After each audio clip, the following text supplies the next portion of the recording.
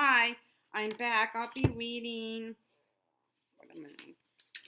I'll be reading chapter 21 of Harry Potter and the Order of the Phoenix.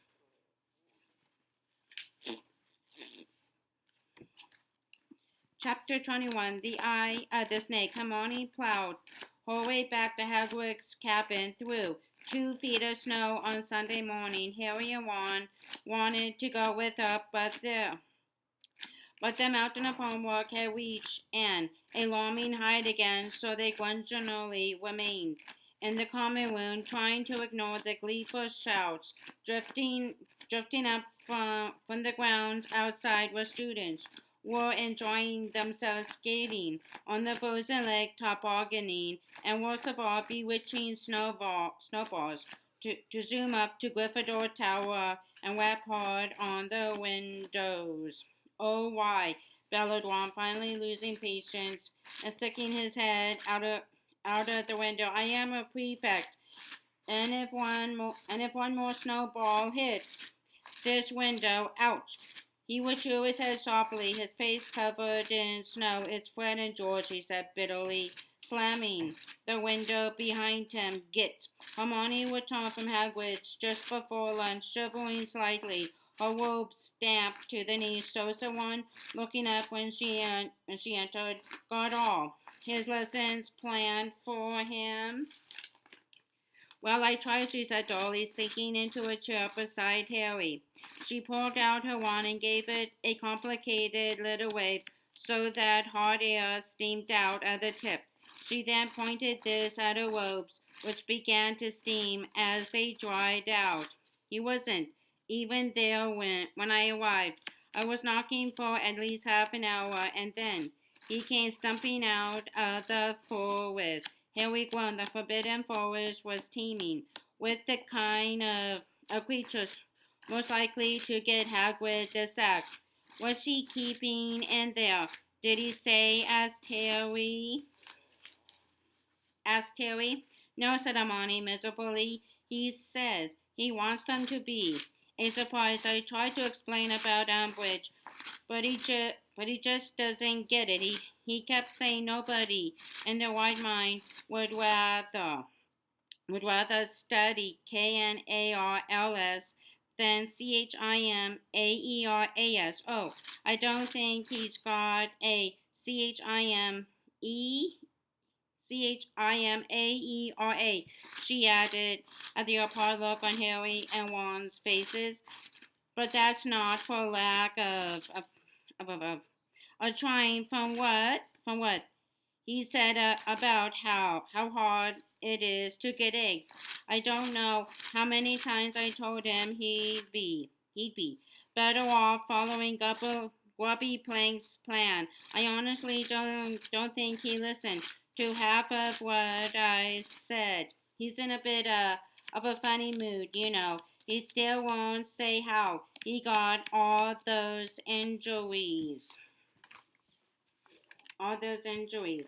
Hagrid's reappearance at the staff table at breakfast next day was not greeted by enthusiasm from all students. Some, like Fred, George, and Lee, roared with delight and sprinted up the aisle between the Gryffindor and Hufflepuff tables to wring Hagrid's enormous hand. Others, like Parvati and Lavender, exchanged gloomy looks and shook their heads. Harry knew that many of them preferred Professor Grubbly Plank's lessons, and the worst of it was that a very small, unbiased part of him knew that they had good reason. Grubbly Plank's idea of an interesting class was not one where there was a risk that somebody might have their head whipped off. It was with a certain amount of appreciation that Harry, Ron, and Hermione headed down to Hagrid's on Tuesday, heavily muffled against the coat. Harry was worried not only about what Hagrid might have decided to teach them, but also about how the rest Other class, particularly Malfoy and his cronies, would behave if Umbridge was watching them. However, the high INQUISITOR was nowhere to be seen as they struggled through the snow toward Hagrid, who stood waiting for them on the edge of the forest. He did not present a reassuring sight. The bruises that had been purple on Saturday night were now tinged with green and yellow, and some of his cuts still seemed to be bleeding. Harry could not understand this. Had Hagrid perhaps been attacked by some creatures with venom, prevented the wounds it inflicted from healing? As though to complete the ominous picture, Hagrid was carrying what looked like half a dead cow over his shoulder. We're walking in here today, Hagrid called happily to the approaching students, jerking his head back at the dark trees behind them. Bit more sheltered anyway. They prefer the dark. What prefers the dark? Harry heard Malfoy say softly to Gabby and Goyle, a trace of panic in his voice. What did he say? Professor Dog, did you hear? Harry remembered the only occasion on which Malfoy had entered the forest before now. He had not been very brave then either. He smiled to himself after the Quidditch match. Anything that caused Malfoy discomfort was all right with him. Ready, said Hagrid happily, looking around at the class. Right, well, I have been saving a trip into the forest for your 5th year. Thought we go and see these creatures in their natural habitat. Now what we are studying today is pretty rare. I reckon I am probably the only person in Britain who's managed to train them. And you are sure they are trained, are you? Said Malfoy, the panic in his voice even more pronounced now.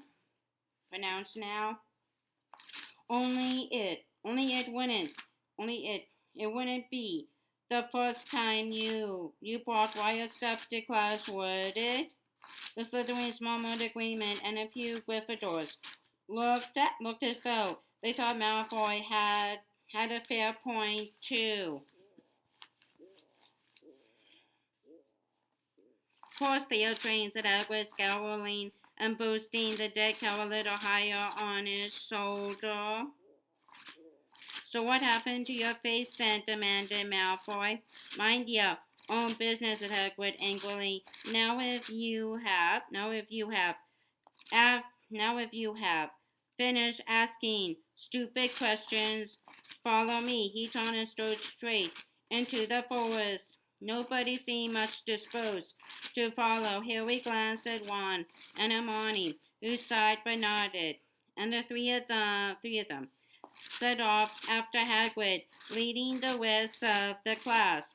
They walked for about 10 minutes until they reached a place where the trees stood so closely together that it was as dark as twilight, and there was no snow on the ground at all. Hagrid deposited his half a cow with a grunt on the ground, stepping back and turned to face his class again, most of whom were creeping toward him from tree to tree, peering around nervously, as though expecting to be set upon at any moment. Gather round, said Hagrid encouragingly. Now they will be attracted by the smell of the meat, but I am gonna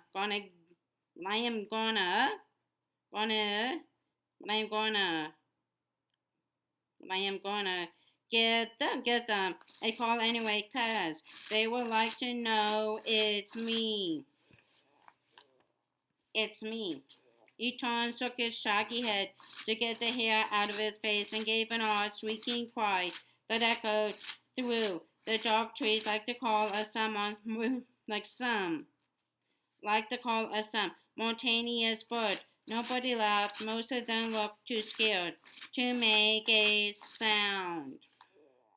Hagrid gave the shrieking cry again. A minute passed in which the class continued to peer nervously over their shoulders and around trees for a first glimpse of whatever it was that was coming. And then, as Hagrid shook his hair back for a third time and expanded his enormous chest, Harry nudged Ron and pointed into the black space between two garnered yew trees.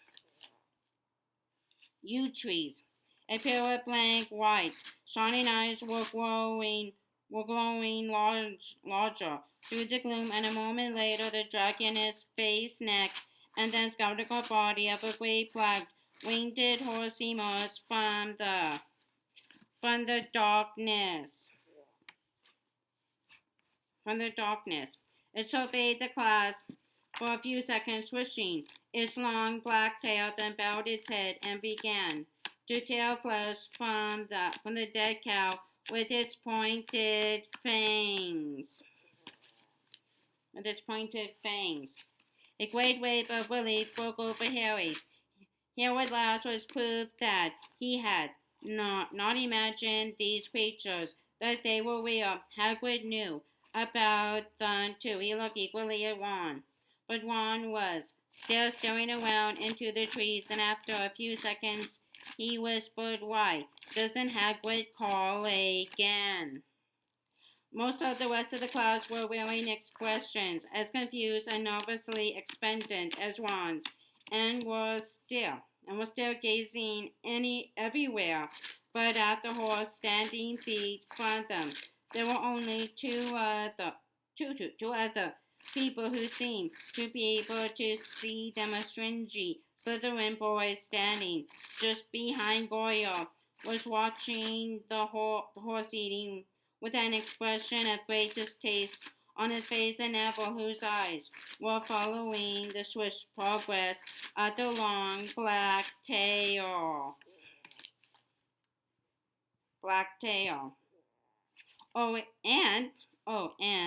And here comes another one," said Hagrid proudly, as a second black horse appeared out of the dark trees, folding its leathery wings closer to its body and dipping its head to gorge on the meat. Now put ye ends up, who can see them, immensely pleased to feel that he was at last going to understand the mystery of these horses. Harry raised his hand. Hagrid nodded at him. Yeah, I knew you'd be able to, Harry, he said seriously.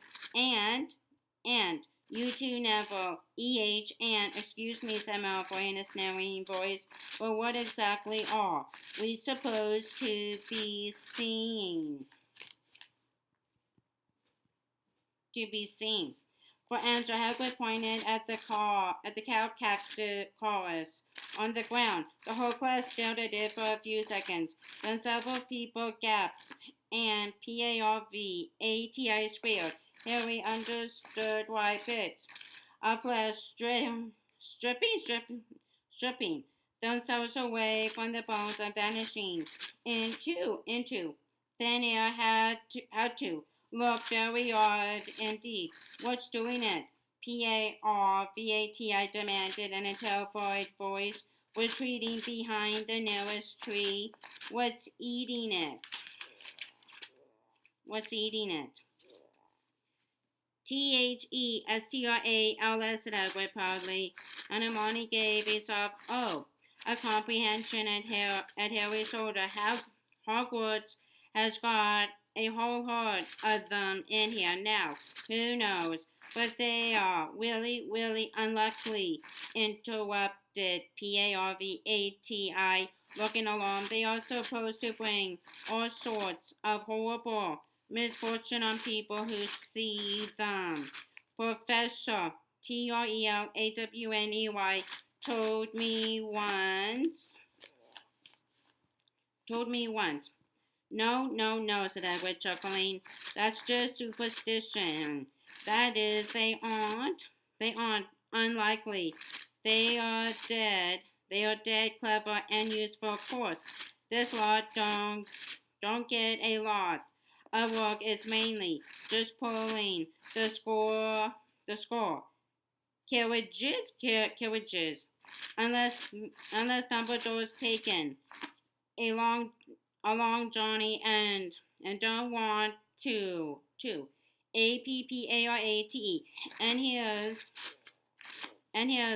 another couple. Look, two more horses came quietly out of the trees, one of them passing very close to PARVATI, who shivered and pushed herself closer to the tree, saying, I think I felt something. I think it's near me. Don't worry, it won't hurt. Yes, said Hagrid patiently. Why now? Who can tell me why? Some of you can see them, and some can't. Hermione raised her hand. Go on then, said Hagrid, beaming at her. The only people who can see, THESTRALS, she said, are people who have seen death. That's exactly why, said Hagrid solemnly. 10 points to Gryffindor. Now, THESTRALS, hem.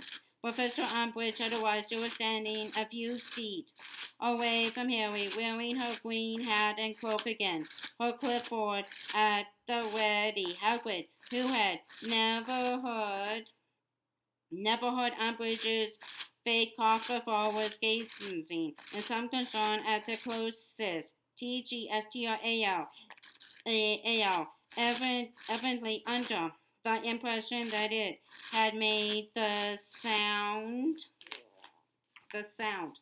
Hem. Oh, hello, Hagrid said, smiling. Having located the source of the noise, you received the note I sent to your cabin this morning, said Umbridge, in the same loud, slow voice she had used with him earlier, as though she was addressing somebody both foreign and very slow, telling you that I would be inspecting your lesson. Oh, yes, said Hagrid brightly. Glad ye found the place all right. Well, as you can see, or I don't know, can you? We are doing THESTRALS today. I'm sorry, said Umbridge loudly, cupping her hand around her ear and frowning. What did you say? Hagrid looked a little confused. THESTRALS, he said loudly. Big, winged horses, ye know. He clapped his gigantic arms. Hopefully, Professor Umbridge raised her eyebrows at him and muttered as she made a note on her clipboard. Has to resort to crude sign language. Well, anyway, said Hagrid, turning back to the class and looking slightly flustered. What was I saying? Appears to have poor short-term memory, muttered Umbridge loudly enough for everyone to hear her. Draco Malfoy looked as though Christmas had come a month early. Hermione, on the other hand, had turned scarlet with suppressed rage. Oh, yes, said Edward, throwing an uneasy glance at Umbridge's clipboard, but replying not valiantly. Yeah, I was gonna tell ya how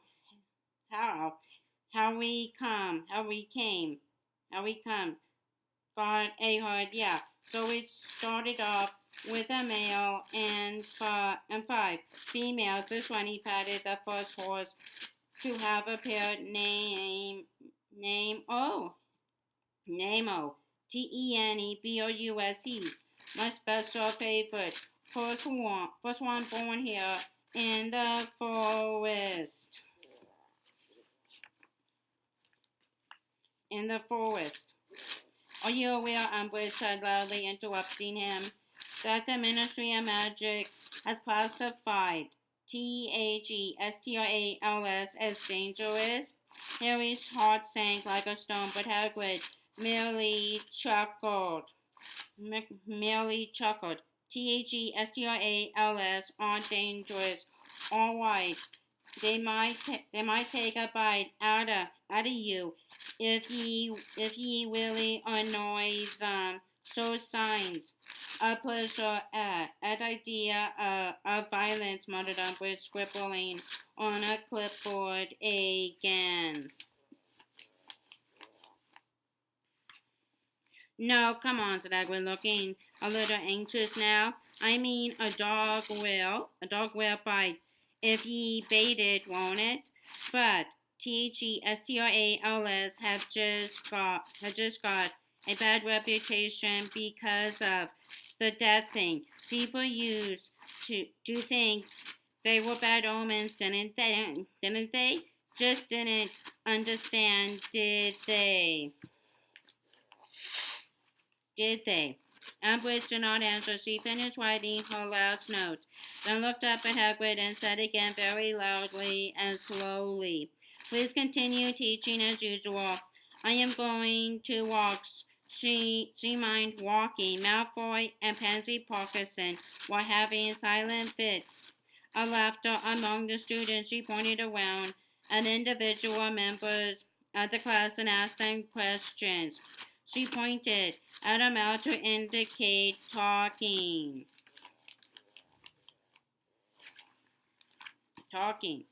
Hagrid stared at her clearly, at a complete loss to understand why she was acting as though he did not understand normal English. Hermione had tears of fury in her eyes now. "You nag, you evil hag," she whispered as Umbridge walked toward Pansy Parkinson. "I know what you are doing, you awful, twisted, vicious ERM. Anyway," said Hagrid, clearly struggling to regain the flow of his lessons. "So, THESTRALS, yeah. There's loads of good stuff about them. Do you find," said Professor Umbridge in a ringing voice to Pansy Parkinson, "that you are able to understand Professor Hagrid when he talks?" Just like Hermione, Pansy had tears in her eyes, but these were tears of laughter indeed. Her answer was almost incoherent because she was trying to suppress her giggles. "No, because, well, it sounds like wanting a lot of the time." Umbridge scribbled on her clipboard the few unbruised tidbits of Hagrid's face flustered, but he tried to act as though he had not heard Pansy's answer.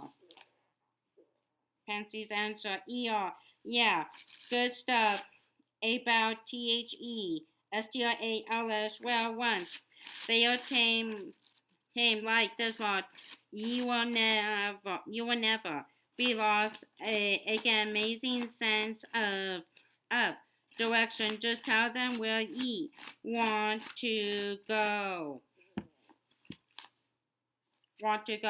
Assuming they can understand you, of course," said Malfoy loudly, and Pansy Parkinson collapsed in a fit of renewed giggles.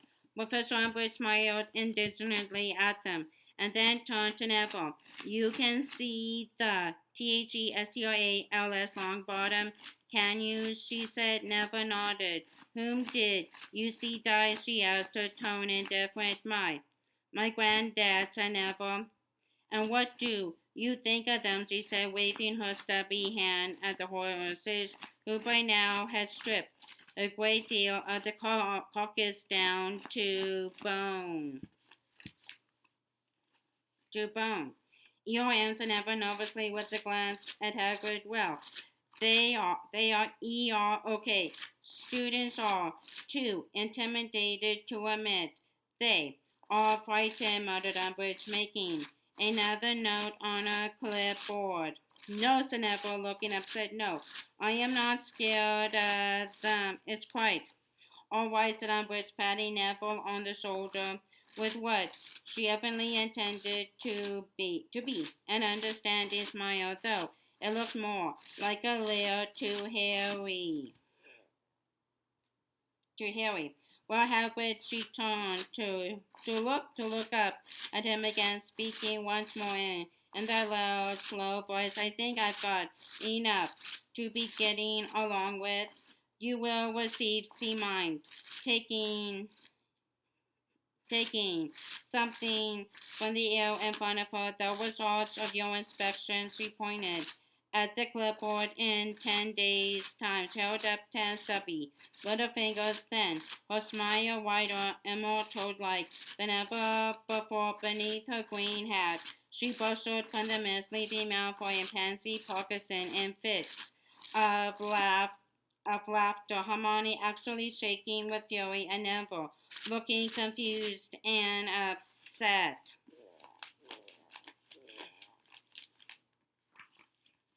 That power-line Tristino gargoyle, stormed Hermione half an hour later as they made their way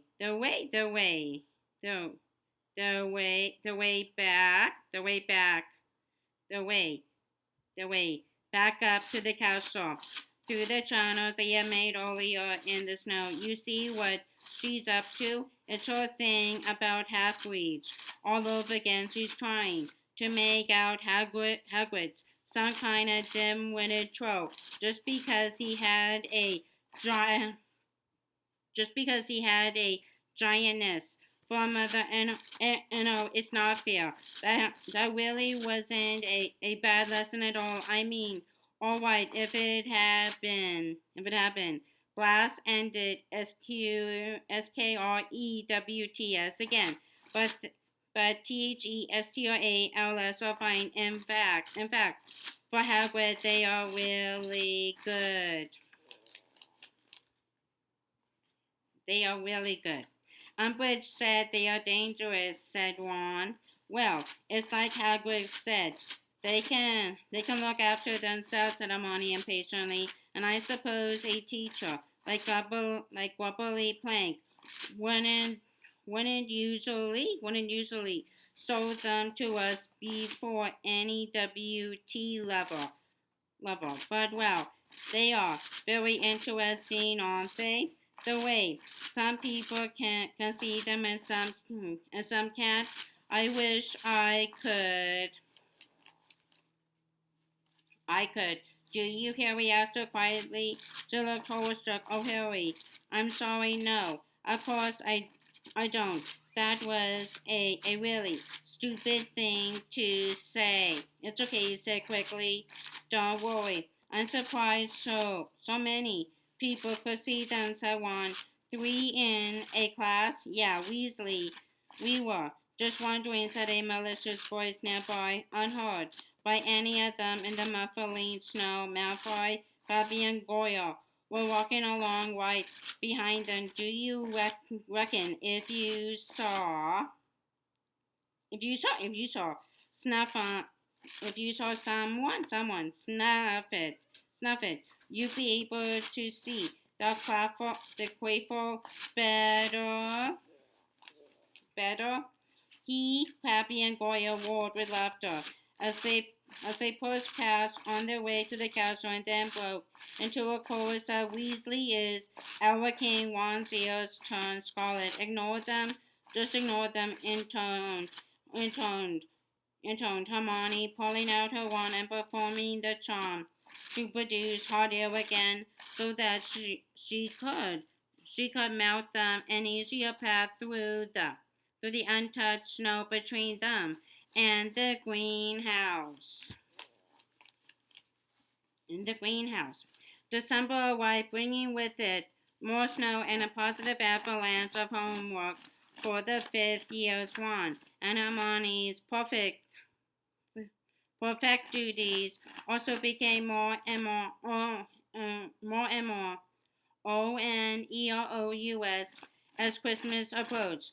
They were called upon to supervise the decoration of the castle. You tried putting up tinsel, when Pease has got the other end and is trying to strangle you with it, so on to watch over first and second years spending their break times inside because of the bitter cold and they are cheeky little SNOTRAGS, we definitely want that rude when we were in first year, said one. And to patrol the quarters and ships with ARGUS Filch, who suspected that the holiday spirit might show itself in an outbreak of wizard duels. He's dog dung for brains at once and one furiously. They were so busy that Hermione had stopped knitting alpads and was fretting that she was down to her last three. All those poor elves I haven't set free yet, having to stay over during Christmas because there aren't enough hats. Harry, who had not had the heart to tell her that Dobie was taking everything she made bent lower over his history of magic essay.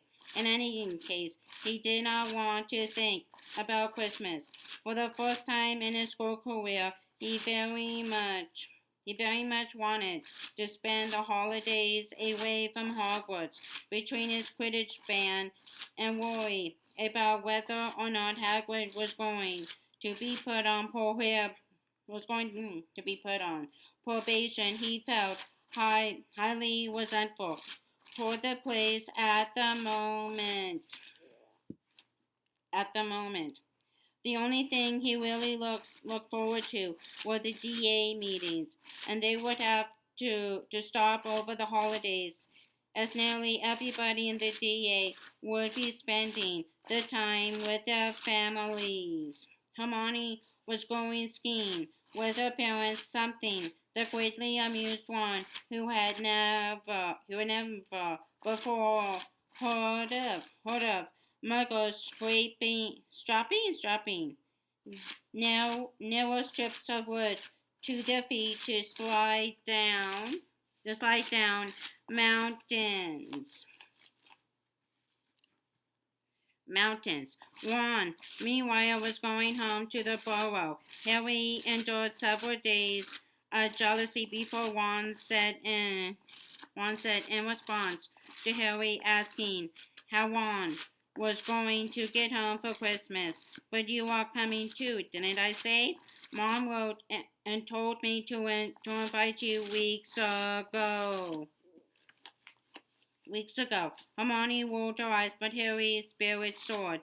The thought of Christmas at the Burrow was truly wonderful, only slightly marred by Harry's guilty feeling that he would not be able to spend the holiday with Sirius.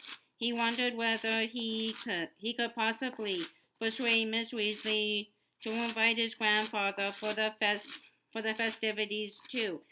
But but apart from the fact that he doubted whether Dumbledore would permit Sirius to leave Grimmauld Place, he could not help but feel that Miss Weasley may not want him. They were so often at loggerheads. Sirius had not contacted Harry at all since his last appearance in the fire, and although Harry knew that with Umbridge on the constant watch, it would be unwise to attempt to contact him. He did not like to think of Sirius alone in his mother's old house, perhaps pulling a lonely crackle with KREACGR. Harry arrived early in the room, a requirement for the last DA meeting before the holidays, and was very glad he had, because when the lamps burst into light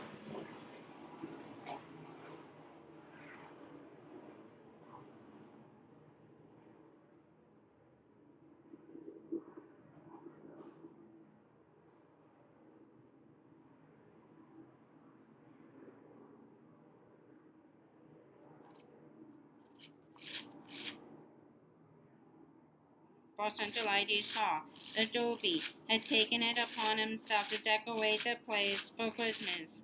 He could tell the elf had done it because nobody else would have strung 100 golden BAUB outlets from the ceiling, each showing a picture of Harry's face and bearing the legend "Have a very Harry Christmas." Harry had only just managed to get the last of them down before the door creaked open and Luna Lovegood entered, looking dreamy as always.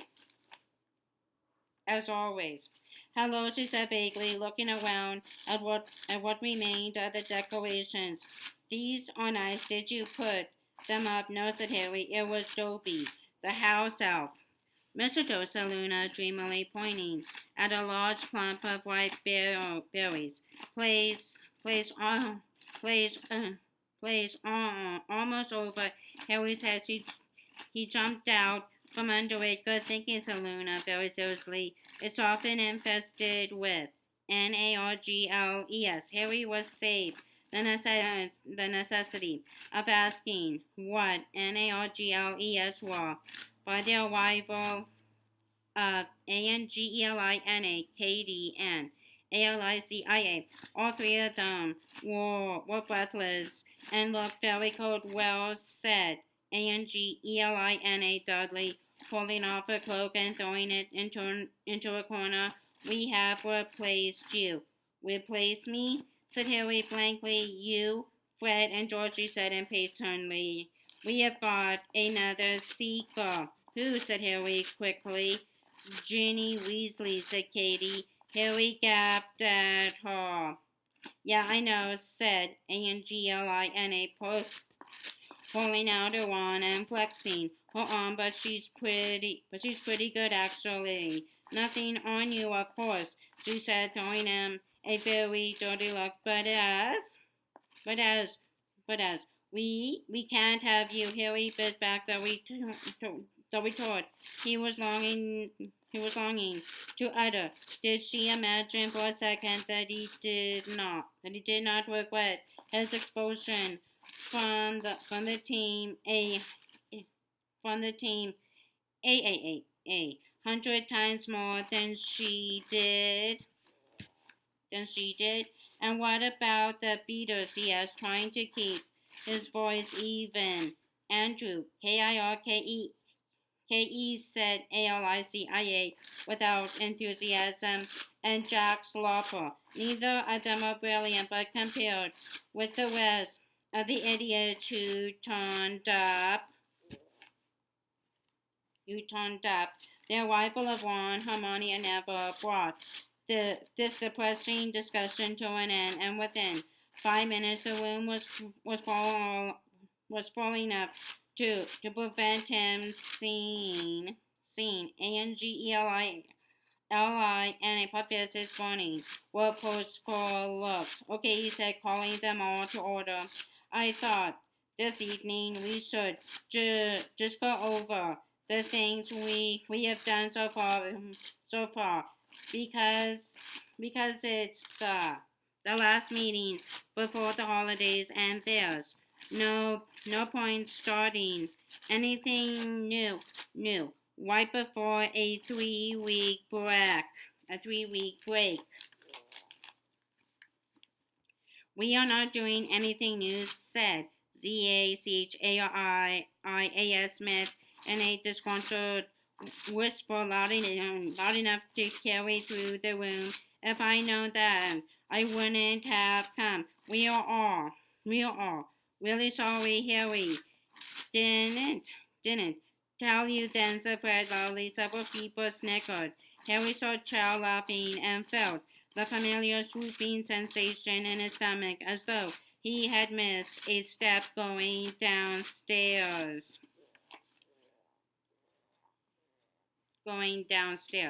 "We can practice in pairs," said Harry. We will start with the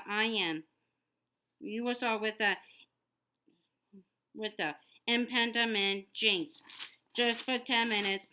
Then we can get out the cushions and try stunning again." They all divided up obediently. Harry partnered Neville as usual. The room was soon full of intermediate cries of IMPEDIMENTA. People froze for a minute or so, during which their partners would stare aimlessly around the room, watching other pairs at work. Then would unfreeze and take their turn at the jinx. Neville had improved beyond all recognition after a while. When Harry had unfrozen 3 times in a row, he had never joined Ron and Hermione again, so that he could walk around the room and watch the others. When he passed Cho, she beamed at him. He resisted the temptation to walk past her several times more. After 10 minutes on the impediment jinx, they laid out cushions all over the floor and started practicing studying again. Space was really too confined to allow them all to work this spell at once. Half the group observed the others for a while, then swapped over. Harry felt himself positively swelling with pride as he watched them all. True, Neville did stun PADMA, rather than Dean at whom he had been aiming, but it was a much closer miss than usual, and everybody else had made enormous progress. At the end of an hour, Harry called a halt. "You are getting really good," he said, beaming around at them. "When we get back from the holidays, we can start doing some of the big stuff, maybe even Petronius." There was a murmur of excitement. The room began to clear, and the usual 2s and 3s.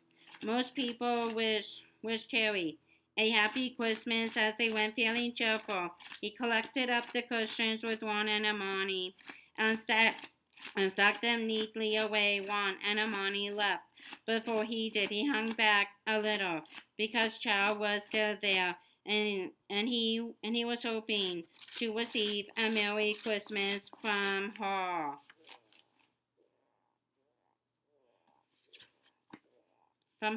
"No, you go on," he heard her say to her friend, Marietta, and his heart gave a jolt that seemed to take it into the region of his Adam's apple. He pretended to be straightening the cushion pile. He was quite sure they were alone now and waited for her to speak. Instead, he heard a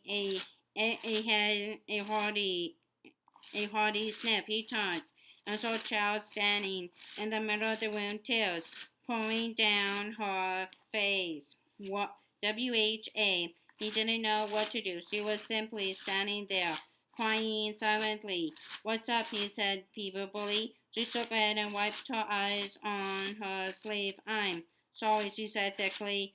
"I suppose it's just learning all this stuff. It just makes me wonder whether if he'd known it all, he'd still be alive." Harry's heart sank. Right back past its usual spot and settled somewhere around his navel. He ought to have known. She wanted to talk about Cedric. He did know the stuff, Harry said heavily. He was really good at it. Or he could never have got to the middle of that maze. But if Baltimore really wants to kill you, you don't stand a chance. You don't stand a chance. She hiccuped at the sound of Baltimore's name, but stared at Harry without flinching. "You survived when you were just a baby," she said quietly. "Yeah, well," said Harry wearily, moving toward the door. I don't know why. No, nor does anyone else. So it's nothing to be proud of. Oh, don't go, said Cho, sounding tearful again. I'm really sorry to get all upset like this. I didn't mean to. She hiccuped again. She was very pretty, even when her eyes were red and puffy. Harry felt thoroughly miserable. He'd have been so pleased just with a Merry Christmas. I know it must be horrible for you, she said, mopping her eyes on her sleeve again. Me, mentioning Cedric when you saw him die. I suppose you just want to forget about it. Harry did not say anything to this.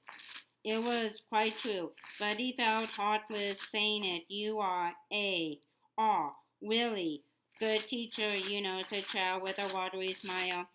I have never been able to stun anything before. Thanks, said Harry awkwardly. They looked at each other for a long moment. Harry felt a burning desire to run from the room and, at the same time, a complete inability to move his feet. Mr. said Chow quietly, pointing at the ceiling over his head. Yes, said Harry. His mouth was very dry. It's probably full of NARGLES, though. What are NARGLES? No idea, said Harry. She had moved closer. His brain seemed to have been stunned. You'd have to ask Luna. I mean, Chow made a funny noise halfway between a sob and a laugh. She was even nearer him now.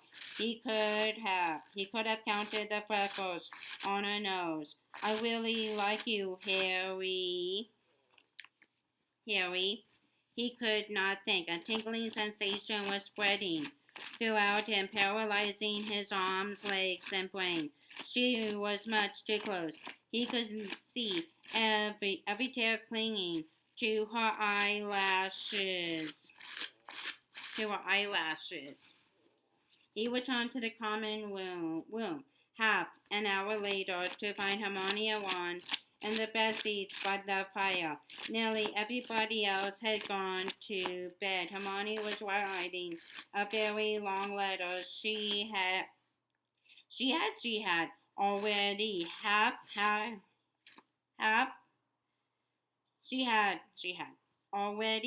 filled half a roll of parchment which was dangling from the edge of the table. Ron was lying on the hearthrug trying to finish his transfiguration homework.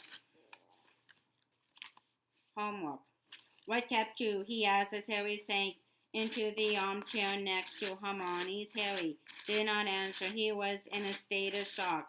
Half of him wanted to tell Ron and Hermione what had just happened, but the other half wanted to take the secret with him to the grave. Are you all right, Harry? Hermione asked, peering at him over the tip of her quill.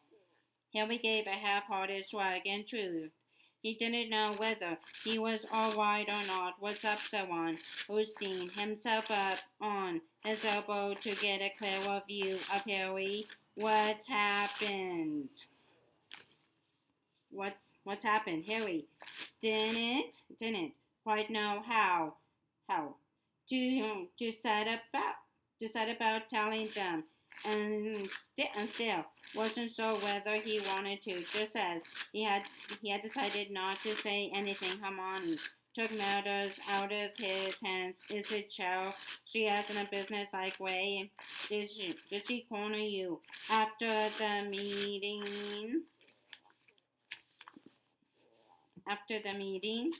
Numbly surprised, Harry nodded. Ron sniggered, breaking off when Hermione caught his eye. So, what did she want?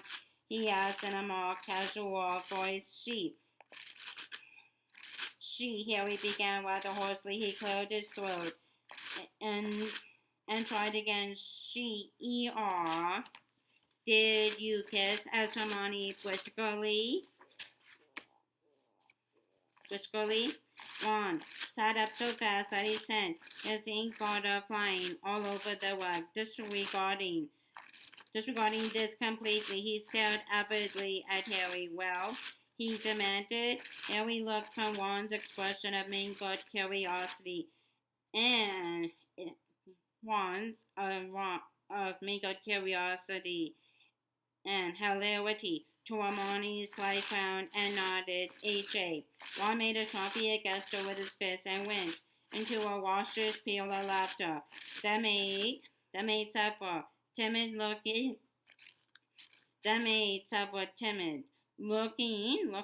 second years over beside the window jump. A reluctant grin spread over Harry's face as he watched Ron rolling around on the hearthrug.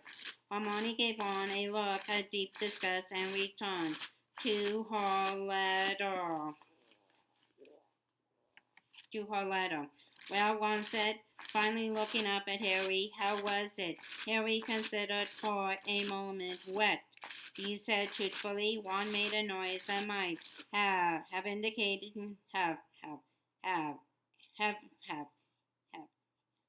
indicated jubilation or disgust. It was hard to tell because she was fine, Harry continued heavily. Oh, so on, his smile fading slightly. Are you that bad at kissing? Don't know, said Harry, who hadn't considered this and immediately felt rather worried. Maybe I am. Of course you are not, said Hermione absently, still scribbling away at her letter. How do you know, said Ron in a soft voice. Because Charles spends half her time crying these days, said Hermione vaguely. She does it at meal times in the loos all over the place. You think a bit of kissing would cheer her up, said Ron, grinning. Ron, said Hermione in a dignified voice, dipping the point of her quill into an ink pot. You are the most insensitive ward I have ever had the misfortune to meet. Was that supposed to mean someone indignantly?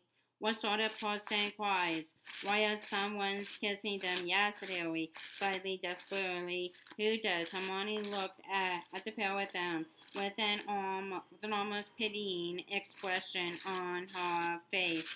Don't you understand how Chow's feeling at the moment? She asked. No, said Harry and Ron together. Hermione sighed and laid down her quill. Well, obviously, she's feeling very sad because of Cedric dying, and I suspect she's feeling confused because she like Cedric, and now she likes Harry, and she can't work out who she likes best. Then she will be feeling guilty, thinking it's an insult to Cedric's memory to be kissing Harry at all, and she will be worrying about what everyone else might say about her if she starts going out with Harry, and she probably can't work out what her feelings toward Harry are anyway, because he was the one who was with Cedric when Cedric died. So that's all very mixed up and painful. Oh, and she's afraid she's going to be thrown off the Ravenclaw Quidditch team because she's been flying so badly.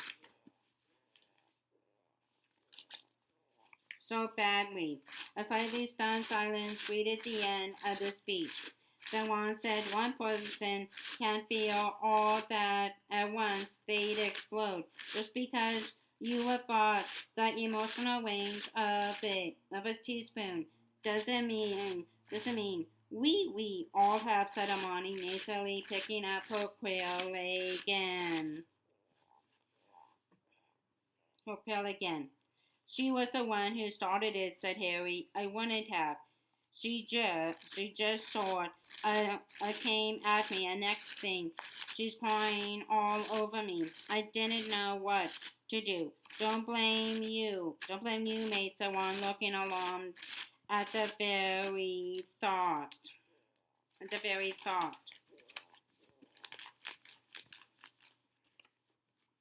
You just had to be nice to us, said Hermione, looking up anxiously. You are, weren't you? Well, said Harry, an unpleasant, well, said Harry, an unpleasant heat creeping up his face. I sort of patted her on the back a bit. Hermione looked as though she was restraining herself from rolling her eyes with extreme difficulty. Well, I suppose it could happen was, she said. Are you going to see her again? I will have to, won't I, said Harry. We have got DA meetings, haven't we? You know what I mean, said Hermione impatiently. Harry said nothing. Hermione's words opened up a whole new vista of frightening possibilities. He tried to imagine going somewhere with Cho, Hogsmeade perhaps, and being alone with her for hours at a time. Of course, she would have been expecting him to ask her out after what had just happened. The thought made his stomach clench painfully. Oh well, said Hermione, distinctively buried in her letter once more. You'll have plenty of opportunities to ask her. What if he doesn't? What if he doesn't want to ask her, said one who had been watching Harry with an emotionally shrewd expression on his face? Don't be silly, said Hermione vaguely. Harry's liked her for ages. Haven't you, Harry? Haven't you, Harry?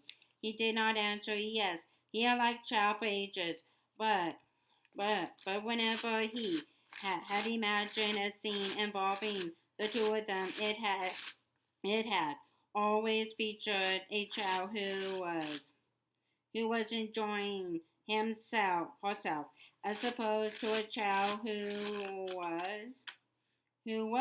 was sobbing uncontrollably into his shoulder. Who are you writing the novel to anyway? One asked Hermione, trying to read the bit of parchment now trailing on the floor. Hermione hitched it up, out of sight, out of sight. Viktor, Krum.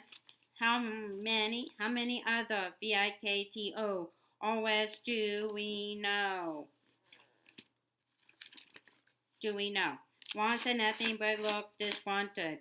They sat in silence for another 20 minutes, Ron finishing his transfiguration essay, with many snorts of impatience and crossings out. Hermione, writing steadily to the very end of the parchment, rolling it up carefully and sealing it, and Harry staring into the fire, wishing more than anything that Sirius head would appear there and give him some advice about girls, but the fire merely crackled lower and lower until the red-hot embers crumbled into ash.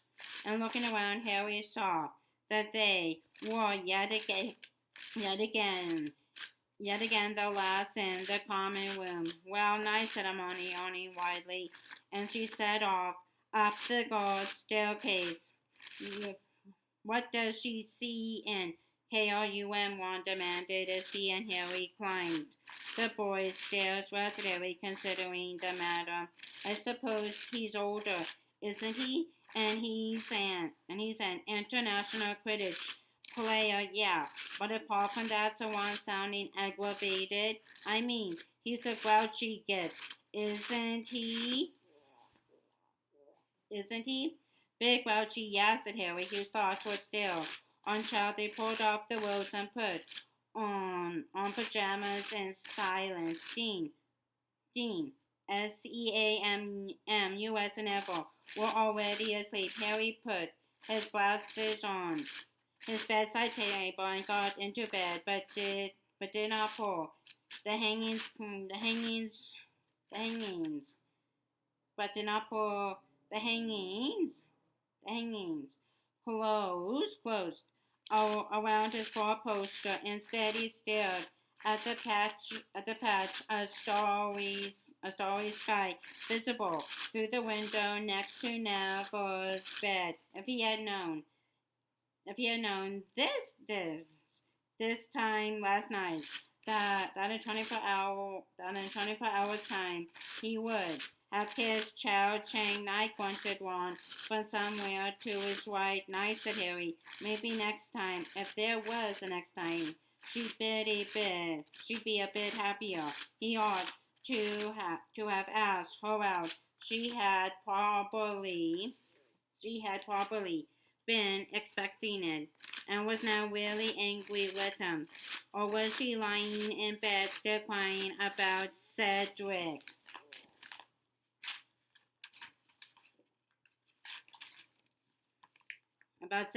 He did not know what to think. Hermione's explanation had made it all seem more complicated rather than easier to understand. That's what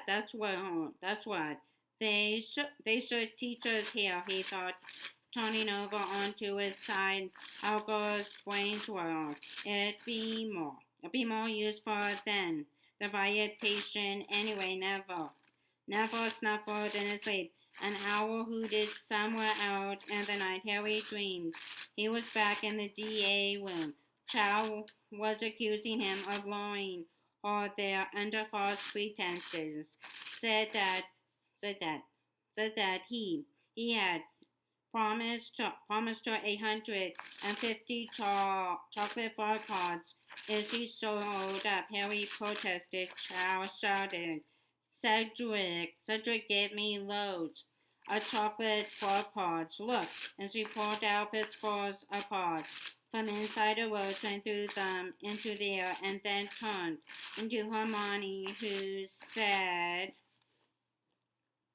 you did promise her, you know, Harry. I think you better give her something else instead. How about your firebolt? And Harry was protesting that he could not give Chow his firebolt because Umbridge had it, and anyway, the whole thing was ridiculous. He'd only come to the DA room to put up some Christmas Baubles shape like Dobby's head.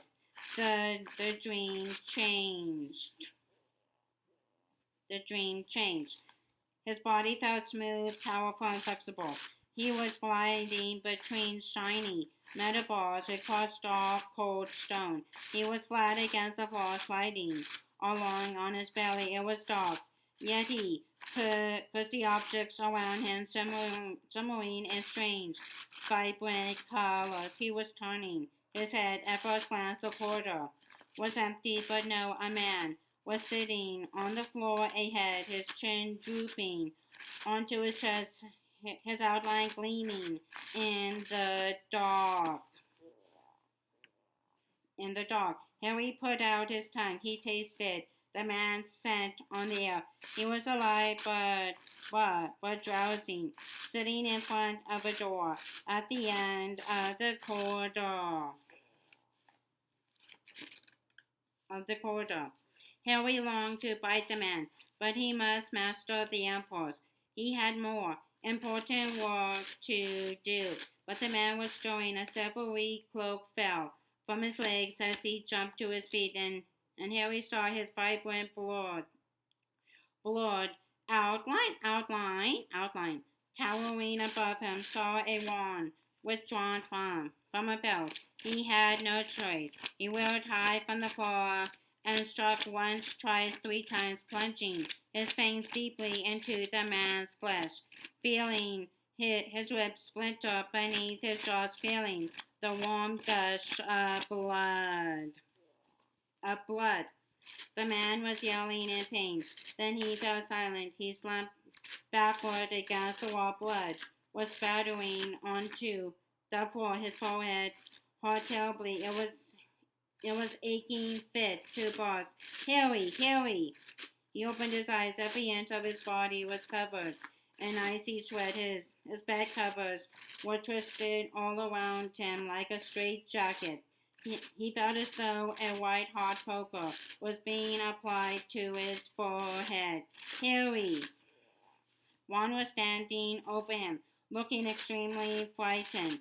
There were more figures at the foot of Harry's bed. He clenched his head in his hands. The pain was blinding him. He rolled right over and vomited over the edge of the mattress. He's really ill, said a scared voice. Should we call someone? Harry, Harry. He had to tell one. It was very, very important that he tell him. Taking great gulps of air, Harry pushed himself up in bed, willing himself not to throw up again. The pain half blinding him. Your dad, he panted, his chest heaving. Your dad's been attacked. What's the one? Uncomprehensibly, your dad. He's been bitten. It's serious. There was blood everywhere. I'm going for help, said the same scared voice, and Harry heard footsteps running out of the dormitory.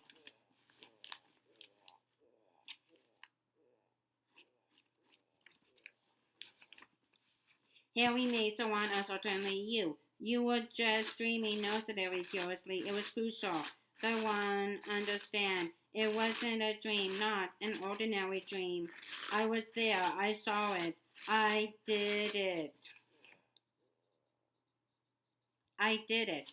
He could hear Simmons and Dean muttering, but did not care. The pain in his forehead was subsiding slightly, though he was still sweating and shivering feverishly. He winced again, and Ron leapt backward. Out of the way, Harry. You are not well, he said shakily. Neville's gone for help. For help. I find Harry choked, wiping his mouth on his pajamas and shaking uncontrollably. There's nothing wrong with me. It's your dad you have got to worry about. We need to find out where he is. He's bleeding like mad. It was a huge snake.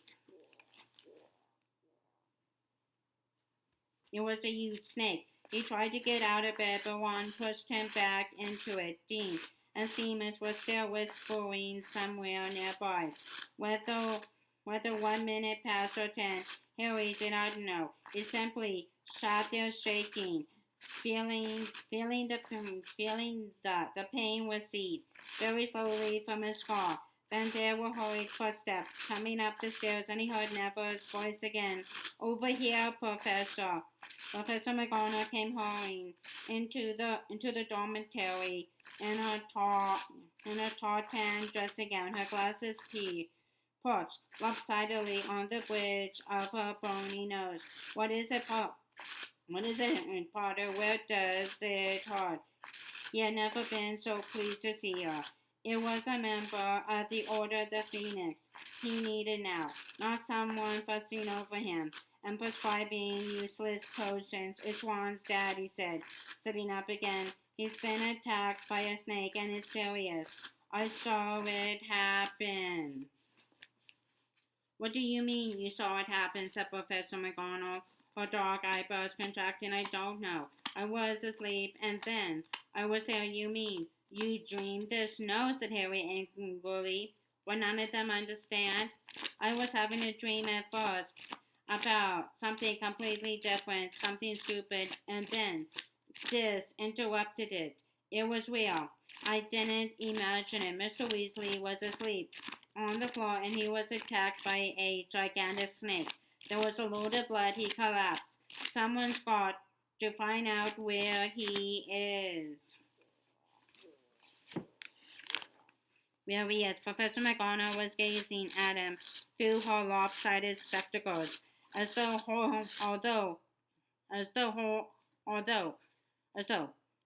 horrified at what she was saying. I'm not lying, and I am not mad, Harry told her, his voice rising to a shout. I saw it happen. I believe you, Potter, said Professor McGonagall curtly. Put on your dress again. We are going to see the headmaster. Okay, that's the end of chapter 21. Okay, bye bye.